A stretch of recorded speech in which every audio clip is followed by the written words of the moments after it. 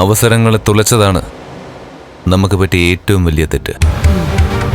അച്ഛനും അപ്പച്ചയും കൂടി കണ്ണന് മരുന്ന് മാറ്റിക്കൊടുത്ത് കണ്ണനെ ജീവിതകാലം മുഴുവൻ തളർത്തി കിടത്തിയിരുന്നു. അത് നല്ല കാര്യം തന്നെയാ. എന്നാൽ അപ്പോഴും അവന് ജീവിക്കാൻ അവസരം കൊടുത്തത് നമുക്ക് പറ്റിയ വീഴ്ചയാണമേ. ഇനി അതുപോലുള്ള വീഴ്ചകൾ ഉണ്ടാവരുത്. ഇനി എന്തെങ്കിലും കാരണവശാൽ മഹാലക്ഷ്മി കണ്ണനും തമ്മിൽ ഒന്നിക്കുകയാണെങ്കിൽ അതിനു മുന്നേ കണ്ണനെ അവന്റെ അച്ഛന്റെ അമ്മയുടെ അടുത്തേക്ക് വിടണമെന്നാണോ നീ പറയുന്നത്? ഒരിക്കലും അല്ല. അവനെ തളയ്ക്കണം, ഒരു പെണ്ണിനെ കൊണ്ട്. അവന്റെ ജീവിതത്തിൽ ഇനിയൊരു മഹാലക്ഷ്മി ഉണ്ടാകരുതെന്നല്ലേ നീ നേരത്തെ പറഞ്ഞത്? ഉണ്ടാകരുത്.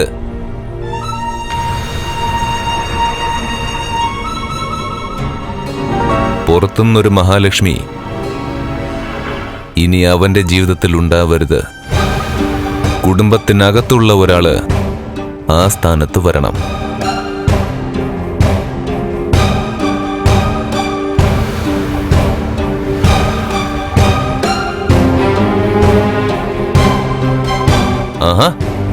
അല്ല, അച്ഛൻ വീണ്ടും വീൽ ചെയറിലായോ? ഒരാവേശത്തിന് ഇടയ്ക്കിടയ്ക്ക് എഴുന്നേറ്റ് നടക്കുന്നും പറഞ്ഞ് എപ്പോഴും അത് പറ്റത്തില്ല. അല്ല, കുടുംബത്തിനകത്ത് നിന്ന് നീ കണ്ണന് വേണ്ടി കരുതി വെച്ച പെൺകുട്ടി ഏതാ?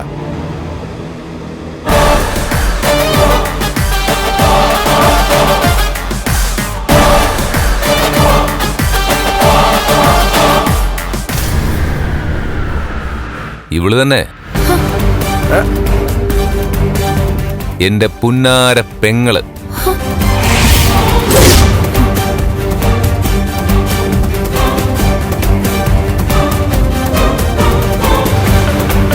വാ മോളെ, ഇങ്ങ് വാ മോളെ. ഇതൊരു ഗോൾഡൻ ചാൻസാ. എടി, ഇത് ഒരു കാരണവശാലും കളഞ്ഞു കുളിക്കരുത്. പറഞ്ഞു വരുന്നത്? ഞാൻ പറഞ്ഞു വരുന്നത് നിനക്ക് വ്യക്തമാണ്, എല്ലാവർക്കും വ്യക്തമാണ്. ഇനി പുറത്തു നിന്നൊരു പെൺകുട്ടി കണ്ണന്റെ ജീവിതത്തിലേക്ക് വരുന്നതിന് മുൻപ് നീ അവന്റെ ജീവിതത്തിലേക്ക് കടന്നു ചെല്ലണം. നീ അവന്റെ മുറപ്പെണ്ണാണ്. എടി, നിന്നെ കൊണ്ട് അവനെ കല്യാണം കഴിപ്പിക്കണമെന്നായിരുന്നു ഈ വീട്ടിലുള്ള എല്ലാവരുടെയും ആഗ്രഹം, പ്രത്യേകിച്ച് അച്ഛന്റെ.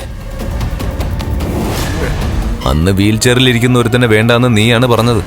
ഇപ്പോഴും എന്റെ അഭിപ്രായത്തിന് മാറ്റമൊന്നുമില്ല ഏട്ടാ. എന്റെ മോളെ, അത് മാറ്റണം. ഇതൊരു താൽക്കാലിക അഡ്ജസ്റ്റ്മെന്റ് ആണ്. ഒരു നാടകം, ഒരു അഭിനയം. അത് കഴിഞ്ഞാല് നിനക്ക് നിന്റെ പാട് നോക്കി പോവാം.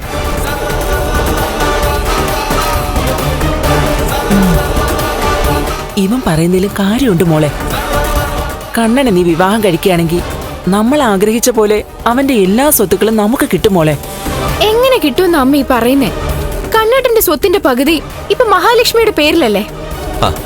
എന്റെ മോളെ, ആ പകുതിയൊക്കെ നമുക്ക് തിരിച്ചെടുക്കാവടി. അതിനുള്ള വഴിയൊക്കെ ഞാൻ കണ്ടോളാം. നീ ആദ്യം കമലേശ്വരത്തെത്തണം. മഹാലക്ഷ്മിയെ കണ്ണൻ കല്യാണം കഴിച്ച ശേഷം നീ ആ പരിസരത്ത് പോലും പോയിട്ടില്ല. ഇനി പക്ഷേ നീ അവിടെ ഉണ്ടാവണം, കണ്ണന് താങ്ങായി തണലായി.